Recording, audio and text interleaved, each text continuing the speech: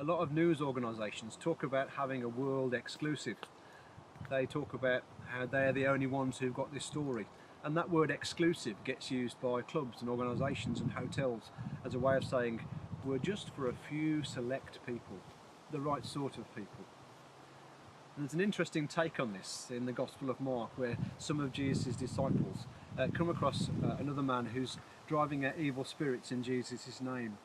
And they come to Jesus and say to him, we saw this guy doing this, Jesus, in your name, and we told him to stop because he wasn't one of us. To their surprise, Jesus says, don't stop him. And they should have guessed this, I think, because they themselves were a right mixed bag of people. There were revolutionaries and zealots, tax collectors who collaborated with the Romans, unschooled fishermen, and even someone who betrayed him. Quite a mixed bag of people.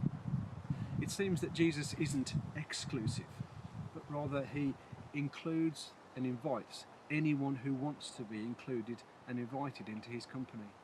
Jesus is inclusive, not exclusive.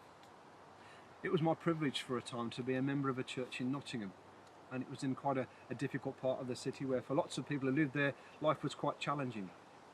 But the church was vibrant because it had within its membership people of all sorts of different persuasions, backgrounds, colours, cultures, abilities, a whole mixture of people. And their diversity, their difference, was what made part of the strength, really. Each of them realised that the difference between them somehow added to the mix that made it even more special. At a time in the UK society when many people are distrusting of difference, it's a time when our churches and our communities need to even more make sure that we are inclusive of people who are different to us. This doesn't happen by accident.